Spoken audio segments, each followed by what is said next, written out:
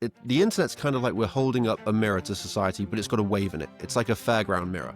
Well, And so what we're getting reflected back isn't exactly accurate. I really thought that establishments, right and left, would take a breath, take a step back, and say, like, how the hell did this happen? I think we need to have some nuance back in the conversation. Adult and as a thinking human being, like, what the hell is going on? And you hit the nail on the head, Clark, moments ago. Now, to me, it's like we're living in the Middle Age town square. There's this mob mentality, the revelry in the downfall of others. It's a great, great point, and it's well said. I like that. I may steal that. Hey, Matt, how you doing? I'm well, Clark. How are you? I'm good. Good morning. I'm glad we got the time to finally connect. I've been trying to get hold of you for a while, and schedules didn't align, so glad we're doing this. Yeah, me too. Awesome. Well, thanks for joining me. Do you mind just telling me a little bit about yourself, who you are, and a bit about your YouTube channel as well? Sure. Matt DiGeronimo, native of New Jersey. Grew up kind of a sports fanatic, hoping to play shortstop for the New York Yankees. That hasn't worked out yet. Still time. Still time. So in the meantime, while I was waiting for the Yankees to call, I joined the Navy, volunteered for submarines, was an electronics technician and a reactor operator for a few years. And then the Navy sent me to college, where I earned a degree in nuclear engineering. And then I came back as an officer, did a bunch of deployments on nuclear fast attack submarines, volunteered for duty in the Middle East post 9/11, spent about a year there, completely unrelated to submarines. And, got a bunch of different adventures, lived in a bunch of different places around the world. And I retired a little bit early because of an injury that I sustained that we just couldn't quite put it back together. So, it just reminds me of one of my favorite quotes. If you want to make God chuckle, tell him about your plans, right? Right. So, it was like, just, all right, we got to pick up and do something different. And as is usually the case, it surprised me that the universe was preparing me as it should. And I kind of kicked around a bunch. I've done some interesting things. I was a radio talk show host for a while. I ran for Congress. I had my own business for a while. But really, my calling is writing. That's and right now it's like a dream delayed for decades, and now I finally got serious about it. So I'm doing a lot of writing recently. Amazing. Nice. I want to learn a bit more about your writing, but you have also your YouTube channel, Curious Patriot. Yeah, failed to mention that. How did your experience as a nuclear submarine officer, how did that actually impact or feed into your YouTube channel, or did it not at all? Was there any skills you learned there that have weirdly helped in transition? Yeah, a little bit. Yeah, I mean, I think when I have always been a very patriotic person, right? So honestly, like I even when I was in the service, like there's benefits of they give you some money for education and bonuses, and you get paid okay. But I always felt like I was doing this because it was my service to this country. And when I took the uniform off, my identity got stripped a little bit. And and then now in the last, we'll call it 8-9 years, with the country just completely divided, I have some concerns about the future of this country. And, I metaphorically, I imagine the worst. And I picture like my grandchild saying to me, hey, were you around in 2024 before that all happened? And say, yeah, well, what did you do? And I want to be able to answer that question. And I think right now, the real problem or challenge facing this country has nothing to do with who's in the White House. Well, tangentially, I suppose, but it's really that we've stopped talking to each other. And history is full of examples of when people stop talking to each other, bad stuff happens.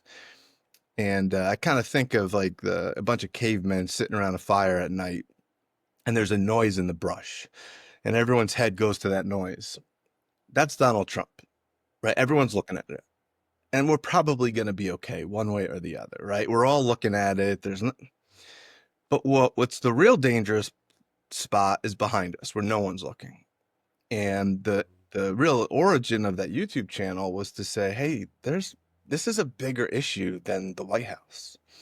And, I'm trying to get a message across that we need to start talking to each other. And what I have found is some people just don't even have those skills.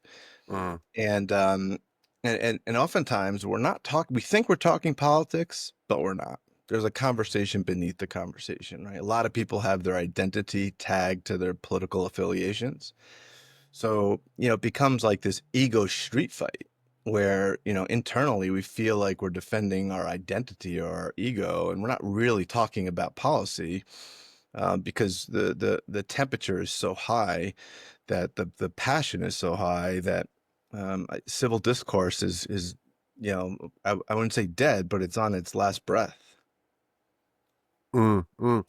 Yeah, I love it. When I was going through your YouTube channel, I was like, I'm going to really get on with this guy because you very much speak to me and my sensibilities. I'm obviously a Brit. I've been here 14 years. And as everyone, we've seen the country become more and more divided. And I think we need some more nuance and shades of grey back into the conversation. And whenever there's a voice that's wanting to have some nuance and shade of grey, it's like, I'm sold. I'm all in because there's just not enough of it. And there aren't that many voices, I find, that do that. I'm a big fan of Glenn Lowry and John McWhorter. I don't know if you know the Glenn Show.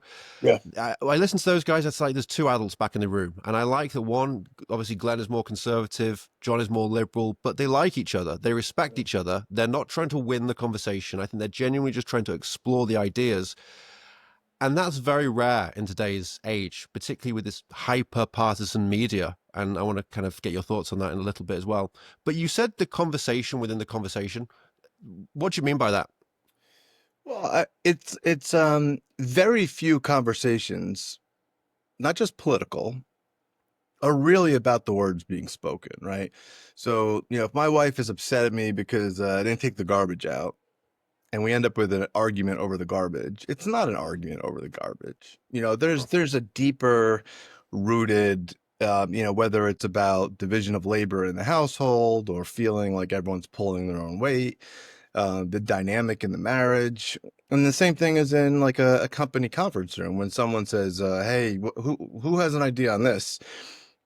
Yeah, we're talking about that topic, but there's so many other variables at play. There's power dynamics, there's relationships, so what I've really spent a lot of time in the past, couple of years is studying how people converse, and, what are some, and you hit the nail on the head, Clark, moments ago, when you said, we need to stop trying to win the conversation. That is probably, along with bringing back curiosity, probably the central theme of what I try to get across in that YouTube channel is stop trying to win arguments. And I'll give you a perfect sort of a metaphor for an example. For people who are active politically in their conversations, I would just ask you, have you ever been in a heated political conversation and had the other person mid-conversation say, well, you know what? You're right, and I'm wrong. Thank you for setting me straight. Does Yeah, that ever happen? that doesn't happen. Will it ever happen? But yet, when you listen to people argue, whether they're on the news or in our living room, it appears as if that's what we're trying to do. We're trying to get the other person to say, oh, you're right. That's never going to happen. So what are we doing? We're Mm, just wasting our time, and the divide is growing, right? So I'm encouraging people to bring curiosity back to the game, meaning mm. 75 million people in this country, doesn't matter which side you're on, are not idiots. They're just Right. not. No. They're not. So instead of calling them an idiot, I would like to be able to talk to my neighbor and understand what he's thinking. That's all. And I see very little of that. Very little of that. In fact, when Trump won the election in 2016, I really thought, and this relates to my submarine background a little bit, I really thought that establishments, right and left, would take a breath, take a step back, and say, like, how the hell did this happen? Like we really must have screwed something up. Like, what do we have to do differently? And there was none of that. Everybody just doubled down on their current stance. And Mhm. I was aghast. Like in the military, at least in the submarine community, anytime something goes sideways or unexpected, we carve out the time and we sit down and we explore and we try to focus on internal, not external factors. What did we do and what could we do differently going forward to prevent this again? And it requires really honest self-reflection, brutal honesty, thick skin. But ultimately, and it's a little bit different on a submarine because it's, one person can screw up, can sink a whole submarine. Mm. So you're kind of in a different environment, but the takeaway is the same. You're completely right on the moment of humility that didn't happen, and I had the same thing. I'm a big avid news watcher, CNN, MSNBC, Fox News. I'm one of those weirdos that would watch all of them instead of Me just too. one. I do the same thing.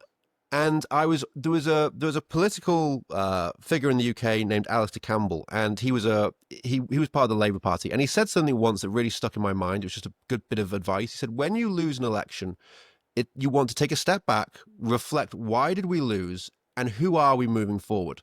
And I always just liked that. I thought that had a kind of good, piffy little bit of advice.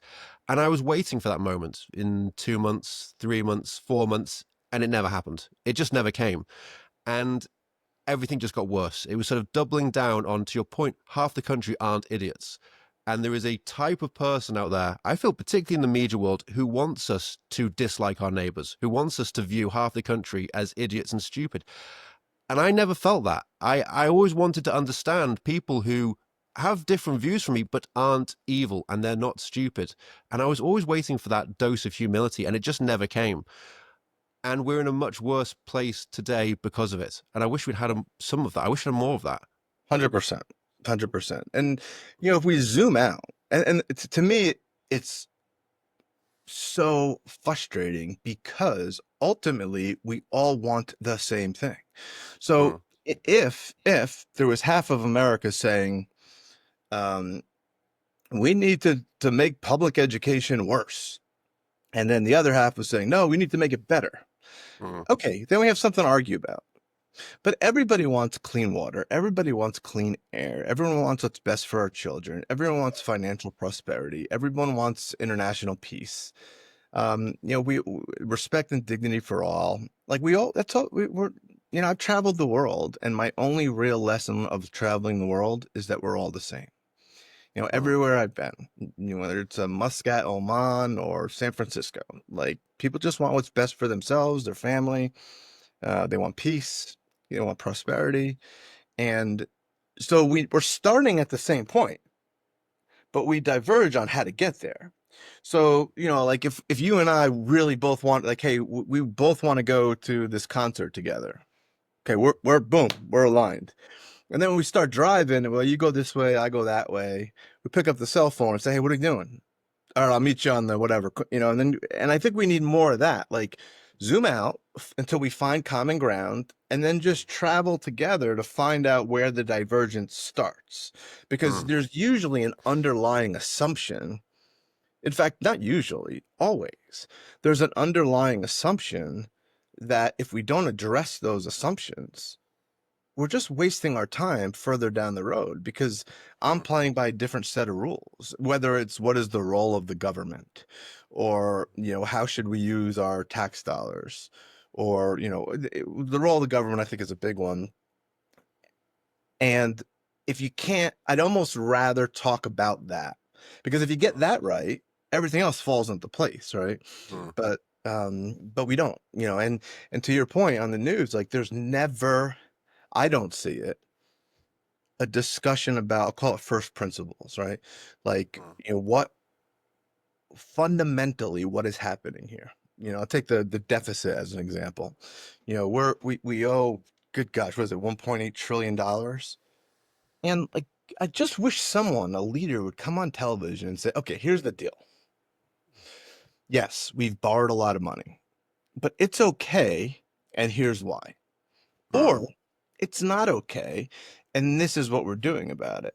But that's a perfect example of I don't understand what our leaders are doing, and they won't talk to us about it.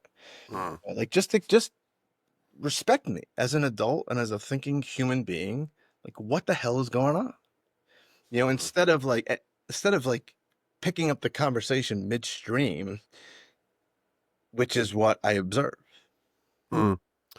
Was there a specific moment that you became more interested in this kind of stuff and you felt more compelled to step forward, start your channel, get more involved? Or I know you said you're a patriot, or was that always there? Was the one inciting incident, would you say? Um, it's a good question. I think I ran for Congress when I was out in Hawaii. I got my ass kicked. I was running as a Republican in Hawaii, and Good um, luck with that. yeah, At least you're in Hawaii. Hey, that's true. could could be worse places. That's true. But I always believe that if you can help, you should. And so I was approached by the Republican Party, um, and I thought it'd be a good experience, right? And it was. I Mm, mean, it gave me some media exposure and just good experience. But that was the moment when I realized, like, holy crap, I'm a man without a home. mm, Um, yeah, I'm probably closer to a libertarian than anything else. mm. Um, Ron Paul was always my guy, like Congressman Ron Paul. And after that, I kind of stepped away from it all because I was just so scarred, and not from losing, Mm. just not being able to find common sense, right? I mean, at the risk of having a disagreement here, because I don't know what your political viewpoints are, but I don't believe the government has a role in telling who can marry who, right? I just don't. I Right. believe that if you love someone, you should be able to marry them, and Yeah. then the government has no right at all, in my opinion. Mm, Now that doesn't mean I don't support if your religion tells you that marriage is a certain way. mm, I respect that, mhm, but I don't acknowledge the government's role in mandating that. I don't acknowledge their power to do so. And I was mm, verbal about that, but as a Republican. mm. And so I had in fact, at the time I was doing a radio show, it was the day there was supposed to be this big march on the Capitol in Hawaii against gay marriage. This is back in like 2011. Mm. And I did a radio show at the same time because I was invited. I didn't go. And I said, what would Jesus do? Right. I mean, would we really be doing like this? Just reminds me so much of like the Pharisees versus Jesus, of like, it's so obvious that, and I think I lost, I don't know, 5,000 subscribers like overnight, Oh wow. to Yeah. both my YouTube channel and at the time Facebook. And people were just furious at me, right? And Yeah. then, but then the same thing would happen when I would say something conservative, because I don't see a common principle that Mm. threads through either party. It almost feels like there was a deck of cards with policy and we just handed them out. Like, okay, you have pro-life, you have anti-immigration, you have that. Like, where's the principle? I think we're no. I think politically, it sounds like we're very aligned. I'm kind of the same. And I heard there was an article I read came out a couple of years ago, and it's absolutely true today. There's actually about when they've done certain studies. There's about I think 8 different political persuasions in America. There's about 8 different groups, something like that, ranging from obviously the far right to the far left, which basically no one really exists in, and all of the various iterations. And then we have 2 very big broad tents that we're supposed to all fit in. Right. And that homeless comment, I relate to that completely. I feel politically homeless. There's a lot of people out there, I think, right now that do. Um, my inciting incident in all of this, where I became, I think, a little bit more interested in politics, was the basket of deplorables comment by Hillary, Yeah, remember that. because there was that moment, and it wasn't just an off the cuff remark. It signified an attitude from this elite group towards half the country, that they are the deplorables, they're despicable. And again, back to that point we made earlier, there was never the humility to address that. And it wasn't just Hillary that said it. It was emblematic of, I think, a media class, of a political class, and it hasn't shifted. And I've always been wanting to be more interested. Well, why do people who I disagree with on certain issues, why do they think that way? And they're not evil or bad people. You said something earlier as well I wanted to come back to about the winning the conversation. Jonathan Haidt, don't know if you follow him. I think I'm a huge fan Mhm. of his. Yeah. He had this idea where he said basically there's 3 ways to have a difficult conversation. There's playing the lawyer game, which is typically what happens, particularly in TV interviews, where you're trying to win, you're trying to score points. That's what we do in arguments. There's also the get to know you game. Like, I genuinely want to understand you, and there's the I want to learn something game. There's the humility game. And actually, those are two other good approaches of having a difficult conversation.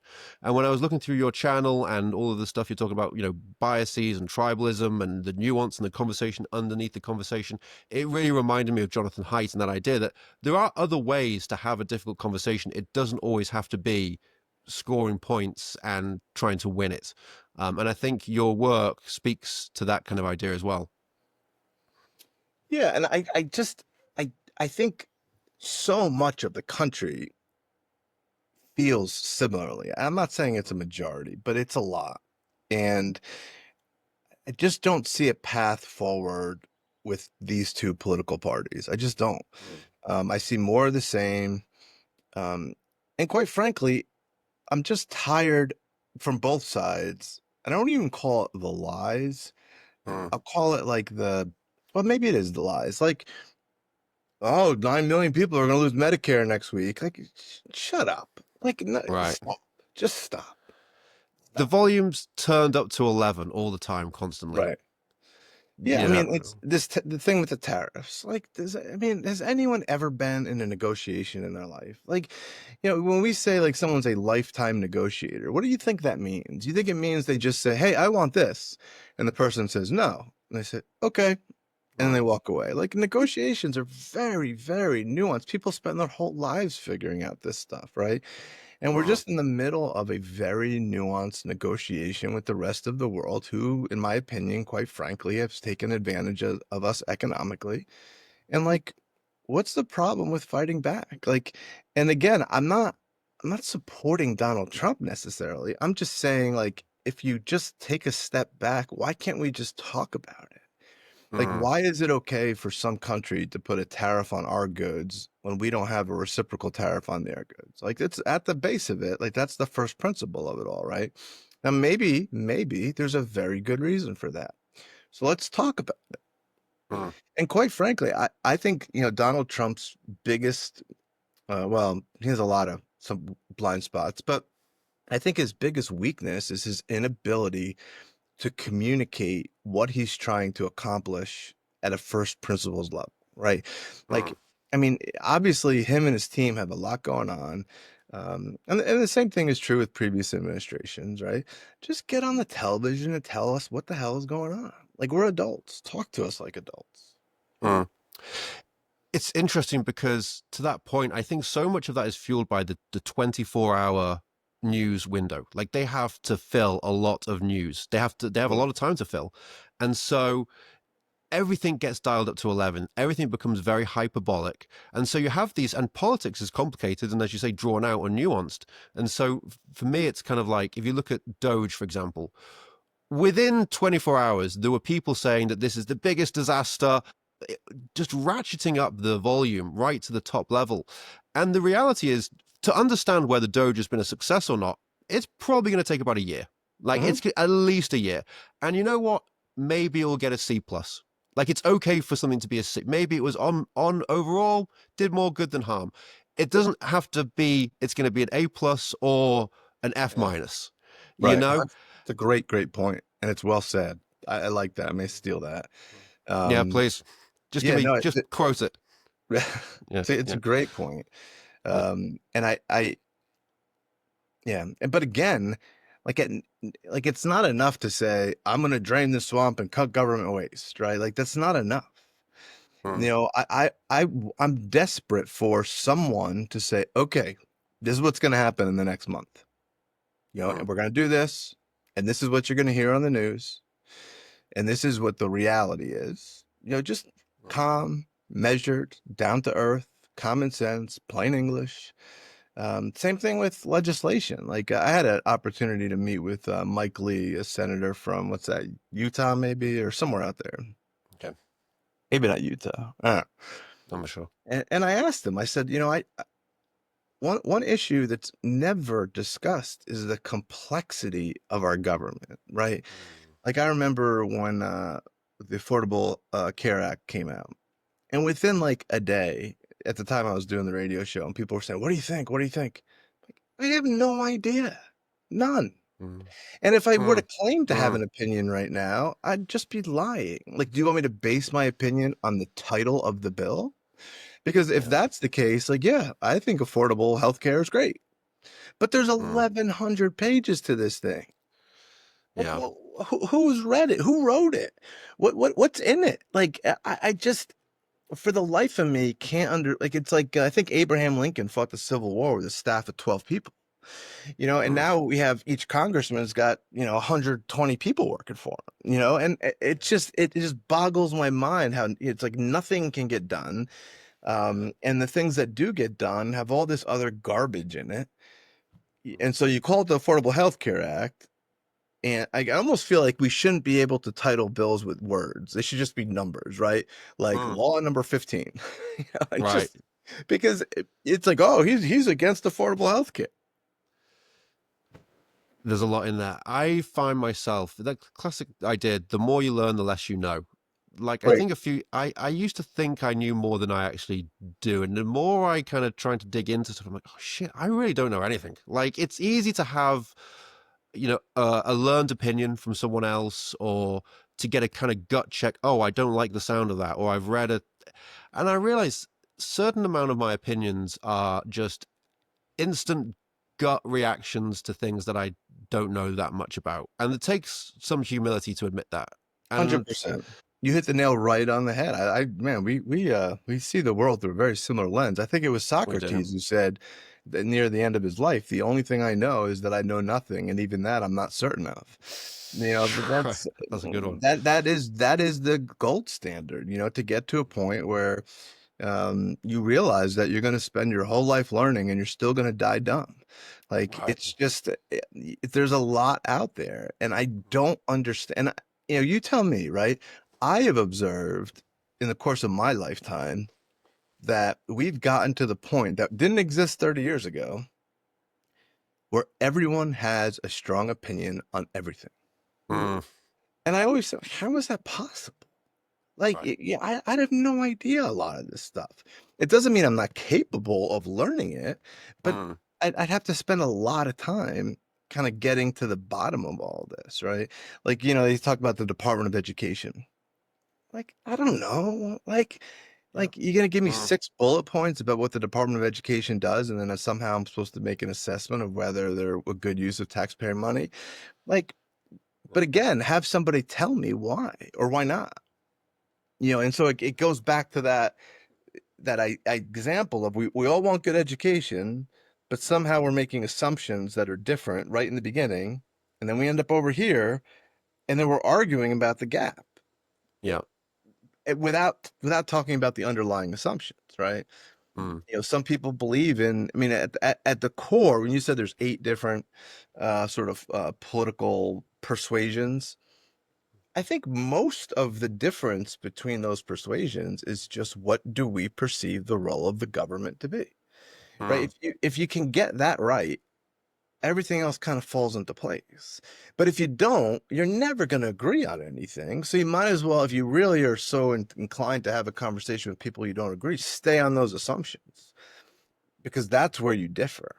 You're just mm, wasting time further down the road. mm. In terms of this hostile now conversation world we're living in, how much do you think the internet plays a role in this? Because obviously we all get that it's some, but I have this theory that the internet's kind of like we're holding up a mirror to society, but it's got a wave in it. It's like a fairground mirror. And Mhm. so what we're getting reflected back isn't exactly accurate. We're kind of getting the most hostile voices all the time.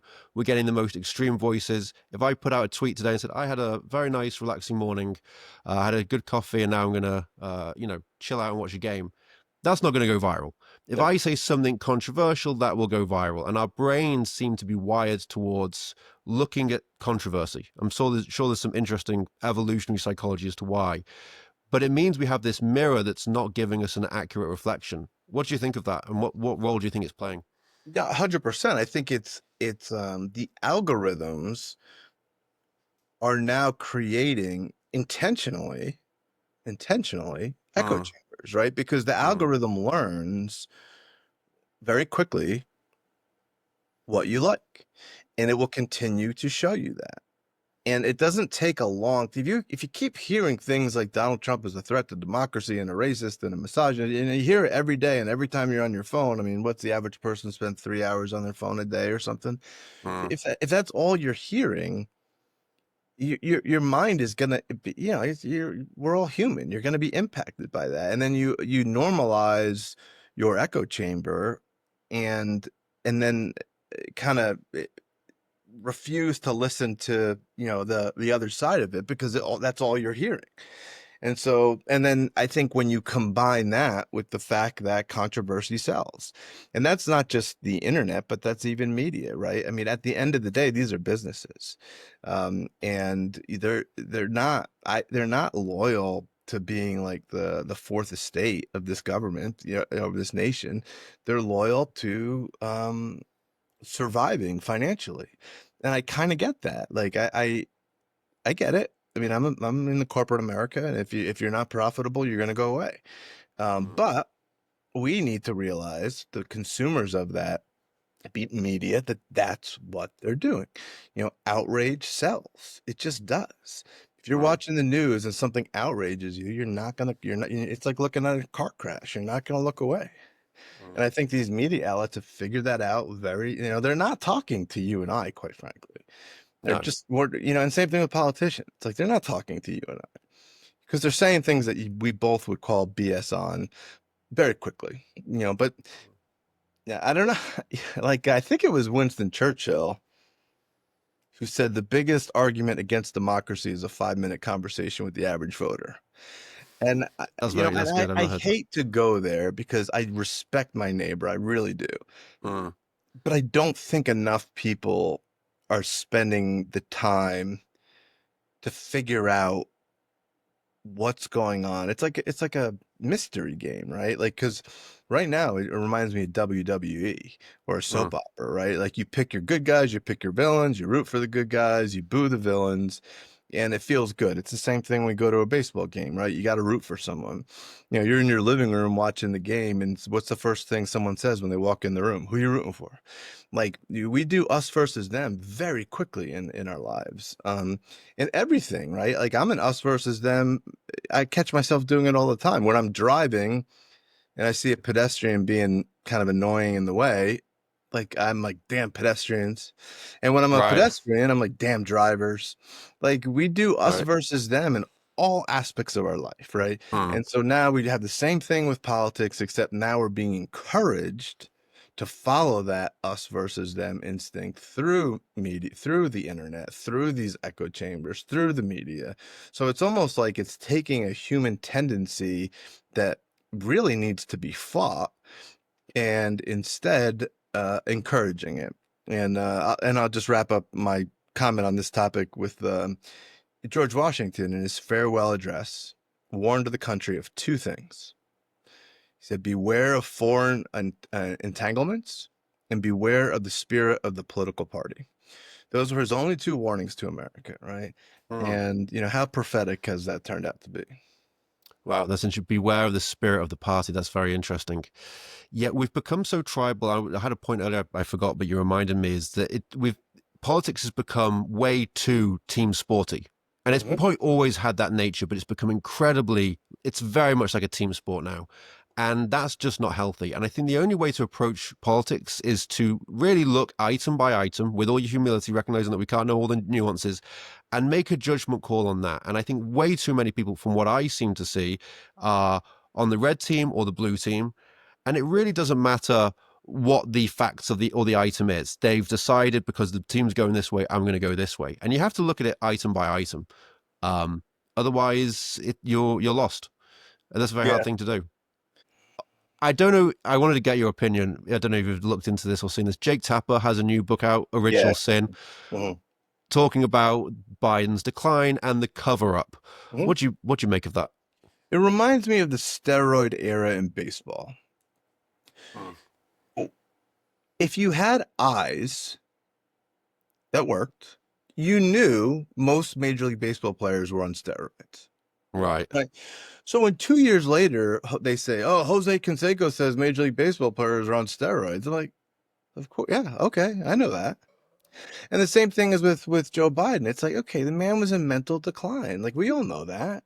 Like I have eyes and I have ears. I knew that, right? So I don't need Jake Tapper to come out and tell me what I already knew, and then somehow be like, oh, breaking news.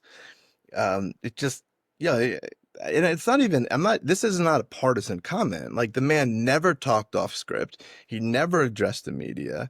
Um, and then he had instances like that first debate where it was clear he just wasn't all there. And, I feel empathy for the man, not like disdain. We're Mm, all going there. Like we're all going to be there, mm. and anyway, so I'm sorry to kind of blow up that question. No, that's I don't good. need Jake Tapper to tell me anything, quite frankly. Like I think if you just had your eyes and ears open, you knew what was going on. Well, what was so stunning to me about the whole period was, again, big avid news watcher, probably watched too much, probably unhealthy amount. Anyone, and if you had watched, again, a couple of different news sources, it was really, really clear that Biden was in cognitive decline for a good few years. He was actually in cognitive decline, I would say, when he actually won the election. Because if you Hmm. looked at Biden in 2020, compare him to 2015 when he was vice president, it was like a different guy. Yeah. So he was already on that slope. And the thing that just was so frustrating to me was that when it got raised on those CNN, MSNBC, it was, how dare you suggest this? Oh, How 100%. outrageous. But also a lot of people in America, I think it was the debate that really where the penny dropped. But if you've been watching a lot of news or paying attention, and you don't have to have any ill will towards that human being, it was like it was just obvious. And then Yeah. to use the overused phrase of our time, gaslighting. I think the media did a lot of gaslighting on that subject, and it's kind of frustrating to see him now come forward and sort of, well, I'm going to blow the case wide open. It's like you were there for the last 4 years, Jake. Yeah. Everyone could see what was going on. Yeah, no, 100%. I remembered my thoughts, so a little bit of a side thing here, but Mm. um, one of the things that I think needs to happen more often is so I don't know if it's true or not, but I read that in Amazon, at least in its infancy, if there was a debate about which direction to go, and say the room was divided, Jeff Bezos would make the one side present an argument that supported the other side. And they would Mm. start the meeting that way, right? And I think we need to be able to hold more than one idea in our minds at the same time, while we acknowledge that we may be wrong. Like there's Mm. nothing wrong with that, right? Mark Twain said it's easier to fool someone than convince them they've been fooled, right? So like once someone's fooled, eh, and then they've done studies on this, like cults, for example, right? And Mm. the cult leader says the world is going to end on May 25th, 2025, right? And they're all out in the woods or whatever, waiting for the spaceship to come down, and it comes and goes and nothing happens. And you would think that that would dissolve the cult, but research has shown people just double down. It's Yeah. like, well, no, it was I got a message from the spaceship and they've delayed their thing by 3 years or whatever. Like Yeah. it's really hard. But I guess my point is, what I try to encourage people to do, like, argue with yourself. Like try to convince you, and your argument will only get stronger if your original argument holds up. Well, then test it. I run as an outgrowth of that YouTube channel. I started a group on Facebook called Curious Patriots, where I was trying to bring in left and right people together, right, and just say we're not here to do the typical internet thing, right? We're here to understand each other. And one day, I wrote a comment that said, "Hey, if you had, like, let's say, a high school debate, and you had to justify what Putin is doing and what he has done in the past couple years, could you do it?" And instead of people recognizing that as just an intellectual exercise, the emotion of like, how dare you defend this monster, blah, blah, blah. Like, oh, no one's defending anyone. What Mm. I'm saying is the world is never as black and white as like, oh, he's just Darth Vader. He's just evil. Like, I don't believe that at all. I don't. Like, it doesn't, that doesn't mean I'm supporting the decisions he makes. It doesn't mean I'm supporting this sort of dictator totalitarianism. But I do not believe that he's just Darth Vader. Like, I don't believe there is a Darth. Well, maybe a couple dictators in the, in the World War II era, or I mean, you could find them, but I just, Yeah. anyway, it's not, it was so frustrating to me. I have two stepdaughters, and um, the one, I work with her on her homework a lot. And quite frankly, she's lost the ability, or never gained the ability to think critically, because all she wants, like, and I'm talking like history, English, all she wants is an answer that's not offensive. Like, she'll even say, "Is that controversial?" I said, "Well, I don't, McKenna, it doesn't matter. What do you think?" Right. Right? I mean, here is the situation. What do you think? She's like, "I don't care. I just don't want to say anything offensive." Yeah, and that's what we're Wow. getting. That's what we're doing to these kids. It's crazy. I think, again, that whole hypersensitivity thing is a unintended consequence of the internet. And it's like we're now, to me, it's like we're living in the middle age town square, and we're all pelting people with, when they'd bring the people out on the stocks and they'd hang them, pelting people with filth. It's kind of, there's this mob mentality, the revelry in the downfall of others. And I think that kind of idea of the medieval square, which brought out the worst in people, the mob, we thought that was an old part of humanity that we were done with. But actually, the internet's re-emerged this latent aspect of us to have this revelry in the downfall of others. And it's making everyone terrified, because you don't want to be up in the stocks in the town square being pelted with filth, even now to the level of a kid doing her homework. And it's seeped into us, and it's really unhealthy. God knows how the hell we're going to get past that. I mean, to me, it's a red flag, and I've been guilty of this. When I'm about to say something, and I have to look over my shoulder, see who's around, and then whisper. And I've read that in the history books, like Christians having to go underground to have church, or and when I find myself whispering, what am I doing? Yeah. Like, how did we get here? Yeah.